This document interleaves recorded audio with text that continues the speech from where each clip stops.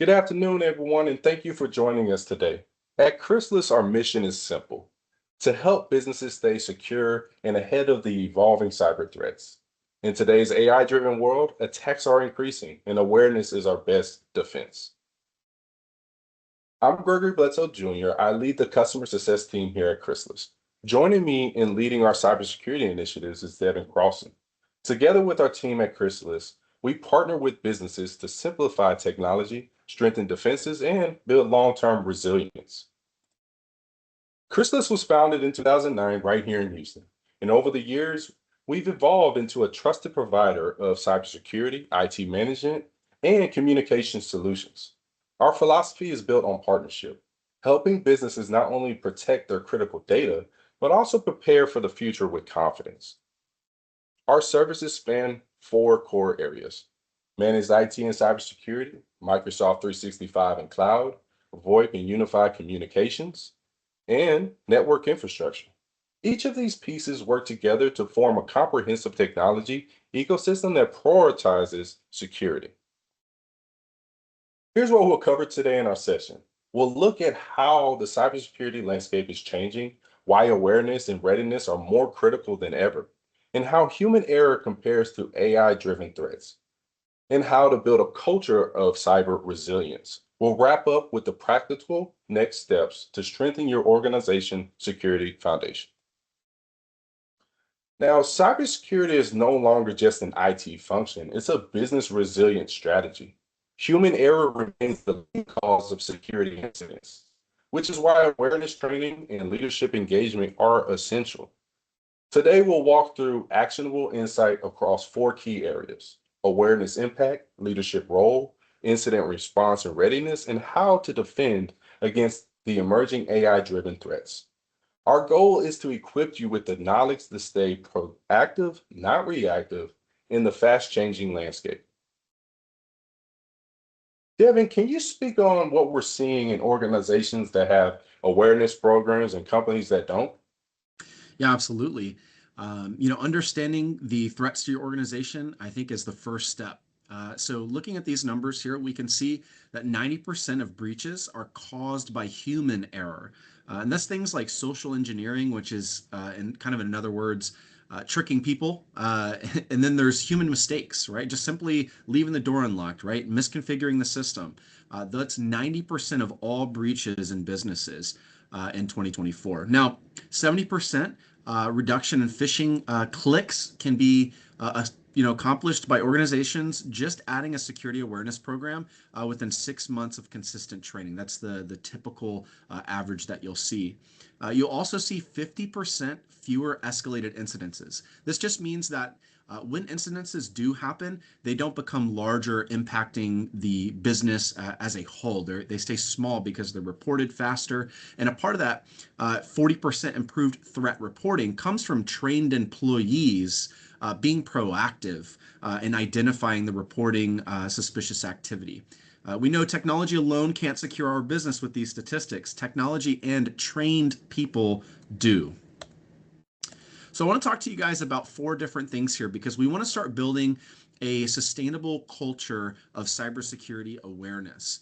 One of the things that we want to talk about is continuous training.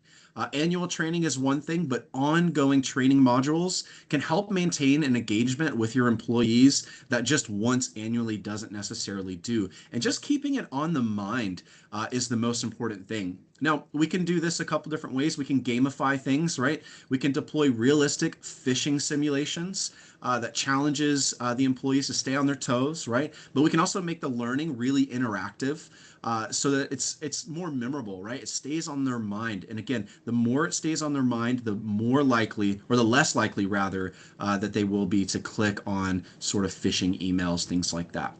Another thing we can talk about is recognition and performance for accomplishing those things, right? Incorporating a cybersecurity program that doesn't just have training, but it also has metrics, right? Being able to celebrate those who are doing really, really good, staying aware of those threats to your organization should be rewarded. And I think that's a key component of a cybersecurity awareness program. The last thing, and I think this sometimes gets overlooked, is a blame-free reporting culture. Employees having a fear of punishment won't necessarily always report, security risk, especially if they feel like they might get some sort of a punishment for it. So implementing a culture that says, hey, look, it doesn't matter. We just need to know. We have to understand the threats to our business is really, really key. But there's some other aspects to cybersecurity awareness programs that kind of lean on leadership. But I want to pass that one back over to Greg Jr. to kind of speak on more in depth. Yeah, thank you, Devin. Let's talk about leadership. In any organization, culture flows from the top, and security culture is no different. When leaders set the example by following security protocols, things like enabling multi-factor authentication, practicing password discipline, or properly handling sensitive data, the rest of the organization follows suit. Studies show that when executives model secure behavior, staff adoption of best practices can increase by more than 60%. But leadership isn't just about the what, it's about the why. When people understand how security connects to customer trust, mission success, and business continuity, it stops feeling like a checklist and starts becoming part of who they are. That lesson really came to life for me during my time in the US Marine Corps. I remember we conducted a raid training exercise where we were heading out across the water at night, and right before launch, one of our small boat engines went down. Tension was high. Everyone was ready to move, and time was ticking. Instead of standing back, our platoon sergeant jumped into the boat with us, tools in hand, helping to fix the issue under pressure. Watching him take action shoulder to shoulder with his team completely changed the tone. No one panicked, no one complained. We all focused, followed his lead, and got the engine running in minutes. That's what that's what leadership looks like, right? Visible commitment, not just direction. It's the same in cybersecurity. When leaders model behavior, communicate purpose, and show visible commitment, like leading regular cyber check-ins or acknowledging good security habits, they create a culture where security isn't forced, it's followed because people see it in action. That's how real leadership transforms a company's security culture from compliance to confidence. Devin, can you answer what businesses should do when an incident happens? Yeah, absolutely. Having an incident response plan is the key factor here. And we'll define a couple of those key things that are involved in there. But we understand now more than ever that breaches are no longer a question of if, it's now a question of when. Your organization's readiness determines whether you're going to survive that attack or also whether you emerge stronger than before. So there's four things that you can do to implement this incident response plan, and that's defining roles and responsibilities, establishing accountability with designated response team members. So in other words, choosing who does what in these scenarios, where are the communication points, right? Step two, you're going to want to have a containment plan, documenting procedures for isolating threats and communicating with the stakeholders. So again, whose responsibility is it to communicate with those people in charge so that everyone's on the same page and we know where we're at within an incident? The third one is maybe something you haven't thought of before, but a regular tabletop exercise is absolutely key. And there's a couple of reasons for that. Rehearsing those scenarios is going to identify gaps within your current response plan. But even on top of that, it just builds a confidence in those who are a part of the plan. So if you're someone who has a role within that incident response plan, your confidence with how to react to any given scenario can be built up just by simply going through that process. Now, last on this is your post-incident learning. And this is simple. This is capture those lessons that you learned during an incident and then improve your response plan based on that, right? So this is just fortifying your walls after something happens. And this is how we don't just have an impact to your business, but we actually emerge stronger from an incident than we would have without something like that in place with an incident response plan.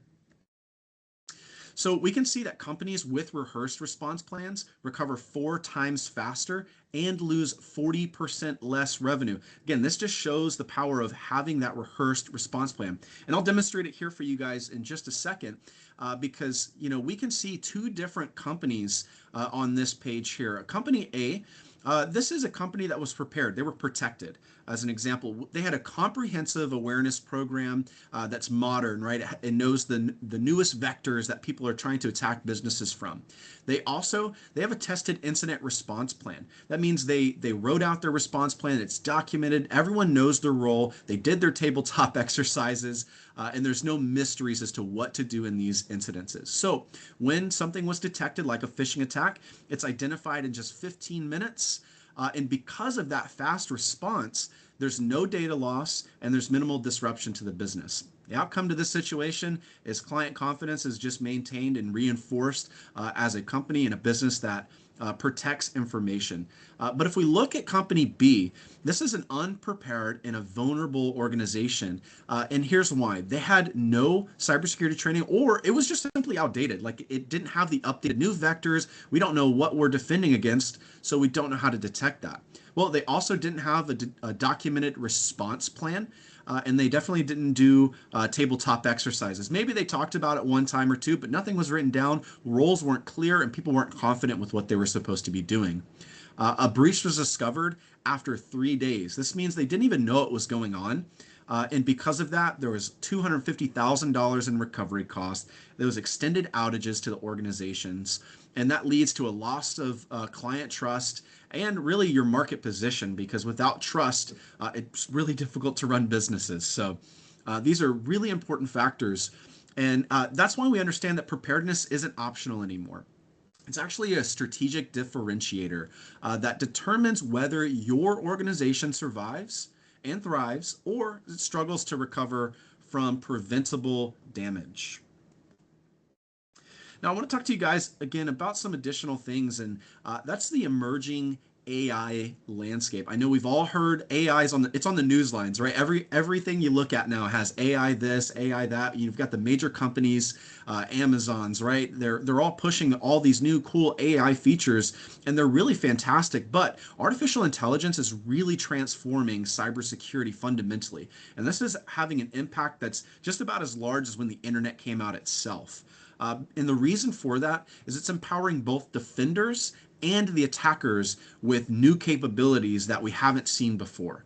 So organizations must understand this dual nature of the AI threat, and that's going to help us build the effective defenses. You don't know how to defend something if you don't know how you're going to be attacked. And that's key, and that's what we're going to kind of get into. Now, we're going to talk twofold about some of these AI threats that we can encounter. The first perspective that I want to talk to you guys about is the threats to businesses that are currently using AI. So there's 3 things that we'll point out today. It's going to be data poisoning is the first one. And what this means is our AI tools can have corrupted training data, and that can lead to flawed AI outcomes. That can compromise the decision making that we make based off of those outputs. So we have to make sure that the information we're receiving from these AI are legitimate. They're correct information. Another one that we can look at is what we call prompt injection. Now, this one's maybe a little more advanced, but definitely still a big threat to businesses.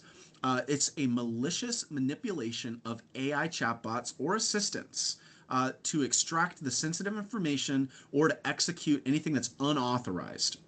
Now, the way that this happens is we have these integrated tools within our environments, all of these amazing AI tools that really streamline our businesses. But what we need to do is due diligence on where are we getting these tools from. The organizations that we're getting these tools from have a lot to play in the vulnerability and the threats that they pose. It's important to vet your vendors to be sure that their position is security first, so that your business doesn't become affected when they are compromised. Now, another thing that we can look at is an over-reliance risk. And this is something you maybe haven't thought of before, but there can be a false confidence in the quote-unquote smart systems that are being implemented. And they can create a blind spot in your organization because we don't have humans overseeing some of the most needed systems, right? We've streamlined those processes, they're automated them, we set them, we forget them. But what's important is that we oversee them, that we spot check them, that we review the configuration, that the outputs are what we want as an organization. Now, I'm going to talk to you now about a different perspective, and this is going to be kind of an external threat. So, how is AI threatening our businesses from the outside? We've heard of phishing emails, but what's happening is spear phishing is becoming more prominent because AI generated hyper personalized attacks are happening at a larger scale than they've ever happened before. These tools are able to put together very personalized emails, phone calls, you name it, and it seems like it's coming from the legitimate source. And they're more difficult to identify than previous, right? Less spelling errors, more personalized information within that. So understanding that these attacks exist is super important. Now, that kind of moves us into the next one, which is what you call a deep fake. And this can be used in fraud. And essentially, what happens is synthetic media is created, and it creates believable impersonations of. It can be people that you know, family members. It can be executives in this case, right? As an example, there's a story of a business that had an accountant receive a phone call from their CFO. And the request from the CFO was very urgent. Hey, we need you to get to these finances transferred from this account to this other account. And so the accountant did the action because he got the phone call from his CFO. Well, it turned out that that CFO phone call was a cloned voice and wasn't real. And the account that was the money was transferred to was a malicious actor's bank account. Now, what this means is that we can't fully trust those calls anymore. So how do we adapt our businesses to make sure that we're not vulnerable to attacks like this? The last thing that we'll talk about is adaptive malware. AI is driving code now. It's more prevalent than ever, and what's happening is it's able to learn from previous detection attempts. So, in other words, if your traditional antivirus is detecting, the malware on the system, the AI can rebuild that code, and it can evolve to then evade those traditional antiviruses or controls that are in place. So you're probably thinking, how in the world do you stop that? It's actually not as complicated as you think, but it does require something new, and that is an endpoint monitoring system that understands and uses machine learning to detect that type of activity, not just programs itself. So it uses a more advanced version of detection.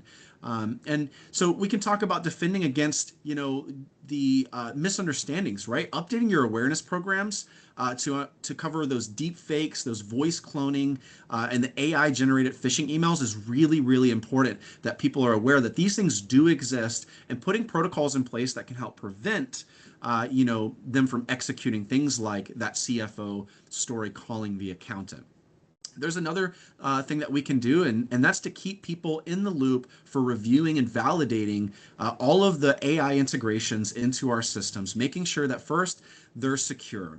Secondly, that the inputs and outputs are being overlooked and validated by human. I always say trust but verify is super important, especially when it comes to all these amazing AI tools that we can integrate to really streamline our businesses. But it's also important to remember that we have to oversee those systems as well to some degree.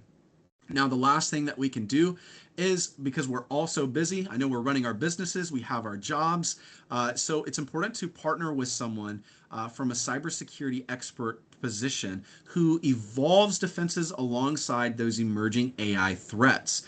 I think Greg Jr. actually is a better candidate to kind of talk about how you can partner up with someone. So, Greg Jr., you want to go ahead and take over on this next slide for me? Yeah, absolutely. I want to ask a question to all leadership. And if an attack happened tomorrow, how ready are you? You know, Preparedness isn't about fear, it's about foresight. It's knowing your team is trained, tested, and can respond under pressure. Start with the essentials. Keep awareness training continuous, rehearse your incident response plan quarterly, audit your AI tools and vendor risk, and make cybersecurity a leadership conversation, not just an IT one. Because when leadership drives readiness, the entire organization moves from being vulnerable to being resilient. Too often cybersecurity gets framed as something to be afraid of. The next breach, the next threat, the next what if. But the truth is, cybersecurity isn't about fear. It's about empowerment through awareness. When your team understands the risks, they gain the power to prevent them. Awareness turns uncertainty into confidence and confidence into action. And that's how real resilience begins. What truly sets Chrysalis apart is our people and our purpose. First, real human support. When you call us, you're not just getting a ticket number, you're getting a real engineer who knows your business and understands your goals. Second, deep industry experts. We worked with small businesses, schools, nonprofits, manufacturers, and churches across Texas and beyond. We know that every organization has its own mission, and we tailor our technology to support that mission. And finally, value driven partnership. We don't just fix IT problems, we align technology with your long term success. Because with Chrysalis, you gain more than a vendor, you gain a trusted partner for the future. That's what we mean when we say tech evolved. As we wrap up, I want to leave you with one clear next step. Cybersecurity isn't something to think about later, it's something to act on today. At Chrysalis, we offer a free cybersecurity assessment to help you understand your organization's risk level and create a strategy to stay ahead of the evolving threats. Just scan the QR code on the screen, it'll take you straight to our booking page. Let's strengthen your defenses before threats ever have a chance to strike. Because when you're partnered with Chrysalis, you're not just protecting your technology, you're protecting your future. And the future of cybersecurity isn't just about firewalls and software or AI, it's about people. Your people are your strongest defense when they are empowered with the right awareness training and support. That's what Chrysalis is here to do, to strengthen both your technology and your teams. Thank you again for spending your time with us today. I can't wait to visit and talk with you and your company about your current risk level and how we can build a strategy to keep you ahead of that next threat.